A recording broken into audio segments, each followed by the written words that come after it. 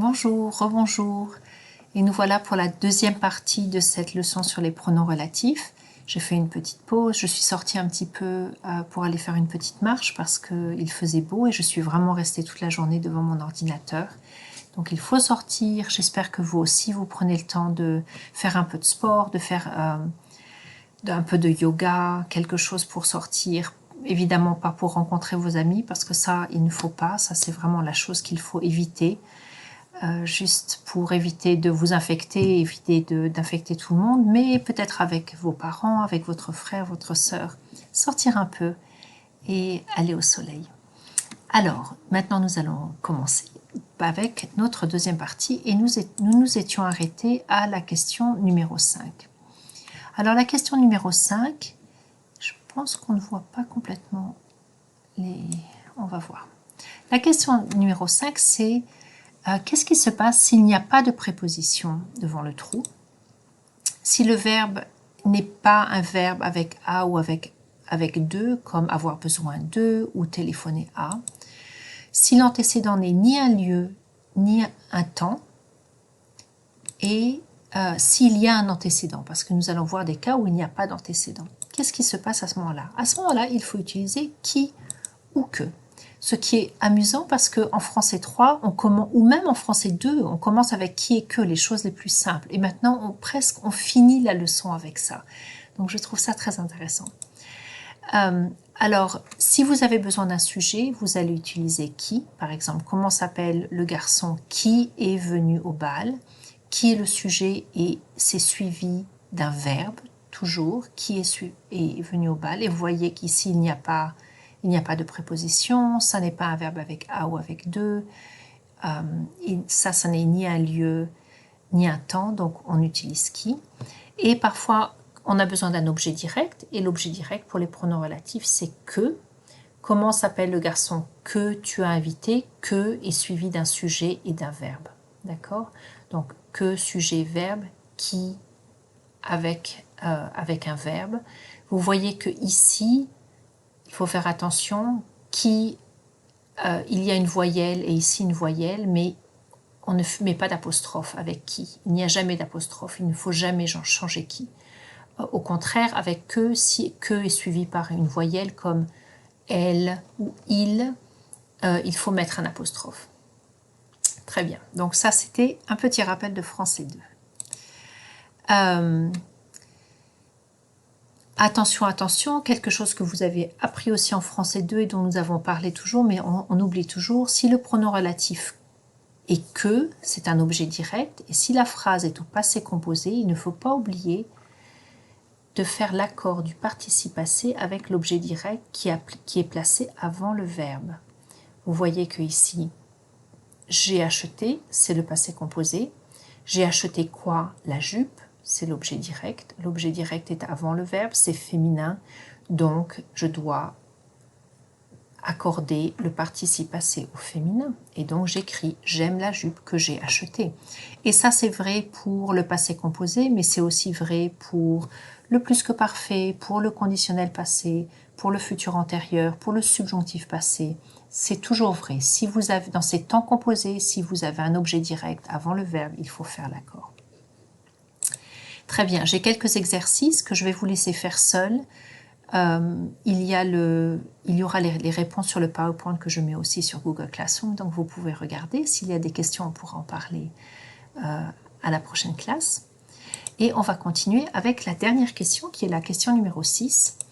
Et qu'est-ce qu'il se passe s'il n'y a aucun antécédent spécifique? Donc, il y a certaines phrases où vous n'avez pas d'antécédent. Et on va donner quelques exemples. Par exemple, je ne sais pas, tadada, tu veux. Vous voyez qu'ici, il y a une expression, un verbe, je ne sais pas, mais on ne sait pas, je ne sais pas le livre que tu veux, je ne sais pas la voiture que tu veux, je ne sais pas la réponse que tu veux. Il n'y a pas d'antécédent. Et s'il n'y a pas d'antécédent, je vais utiliser soit ce qui, ce que ou ce dont. Et je vais choisir qui, que, dont pour savoir est-ce que, en regardant, est-ce que j'ai besoin d'un sujet, est-ce que j'ai besoin d'un objet direct ou est-ce que dans la phrase j'ai une expression avec don et je dois utiliser ce don. Et je pense que j'ai quelques exemples ici. Par exemple, regardez, quelque chose en anglais. Je pense que vous avez vu ça en français 3 déjà, mais j'ai réutilisé ça. Par exemple, je n'aime pas le bruit qui a lieu quand tous les élèves parlent à la fois. Ici, vous voyez que j'ai un antécédent, d'accord? Donc, je ne dois pas utiliser ce qui, ce que ou ce dont, puisque j'ai un antécédent. Je n'ai pas de préposition, je n'ai pas d'expression avec a ou de, donc j'utilise qui parce que j'ai besoin d'un sujet. Ça, c'est mon antécédent. Maintenant, je veux dire I don't like what occurs when all the students talk at once. Je n'aime pas, mais je ne dis pas ce que je n'aime pas. Je n'aime pas le bruit, je n'aime pas le bazar, je n'aime pas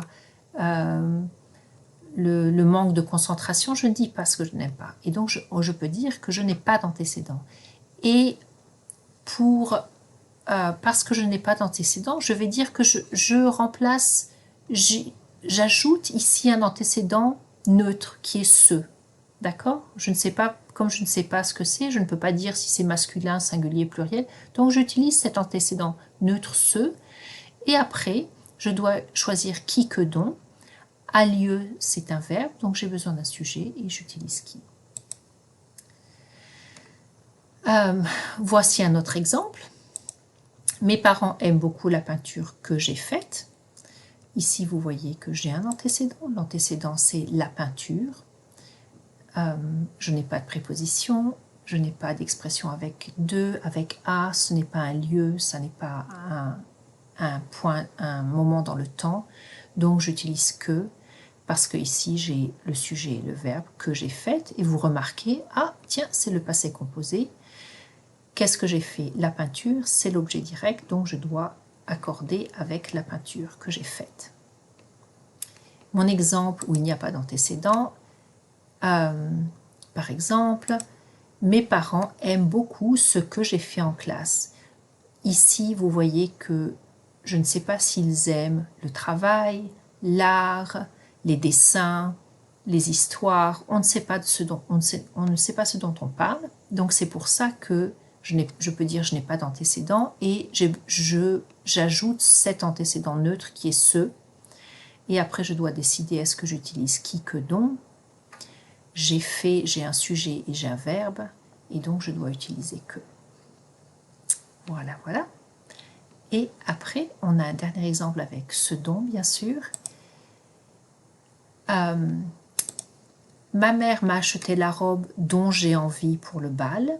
Ici, vous voyez que j'ai un antécédent, c'est la robe. Je n'ai pas de préposition, mais ici, j'ai une expression avec de. Avoir envie de. C'est pour ça que je dois utiliser dont. Mon antécédent, c'est la robe. Et mon dernier exemple, où il n'y a pas d'antécédent, ma mère m'a acheté ce dont j'ai envie pour le bal. Ma mère, elle m'a tout acheté. La robe, les chaussures, les bijoux, le sac, les fleurs, tout. Mais dans ma phrase, je ne dis pas ce qu'elle a acheté exactement. Donc, je n'ai pas d'antécédent. Je dois mettre ce qui est l'antécédent neutre. Et je dois voir que, ah là là, j'ai une expression avec de. Et donc, c'est pour ça que je dois utiliser le pronom relatif dont. Et je dois dire, ma mère m'a acheté ce dont j'ai envie pour le bal. Voilà, voilà. Donc, tout ça, c'est une petite révision. Je sais que je vais assez vite, mais j'espère que ça vous aide à vous rappeler de l'utilisation de tous ces pronoms relatifs. J'ai des exercices ici qui sont dans le PowerPoint que vous allez faire tout seul. Il y a aussi les réponses. Et je pense que c'est fini. Donc voilà pour cette deuxième vidéo qui est un petit peu plus courte. Encore une fois, regardez bien tout le matériel. Surtout écrivez des questions.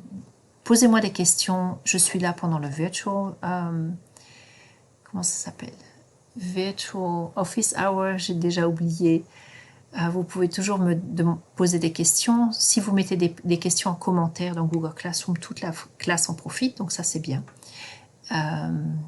Et voilà, et c'est très utile de réviser cette grammaire parce que ça va vraiment vous aider à à bien les utiliser quand vous parlez, bien les utiliser quand vous écrivez. Donc je pense que ce travail est un travail très important, pas forcément très très intéressant, mais dès que vous allez parler et écrire, vous allez voir que ça va enrichir votre expression, vous aider à mieux communiquer de façon plus précise. Donc c'est quelque chose qui est très important. Je vais arrêter là, je vous dis au revoir. Je vous passe une bonne semaine si je ne vous vois pas, mais je pense que j'espère vraiment vous voir, que je vous ai vu ou vous voir mardi pendant la période 2 parce que vous allez travailler en petits groupes pour votre projet. Donc voilà. Surtout, n'hésitez pas à poser des questions. Au revoir. Encore une fois, vous me manquez. J'espère que tout va bien. Si il y a un problème, contactez-moi. Et quand il y a des problèmes, il y a des solutions. Alors, on pourra vous aider. Au revoir.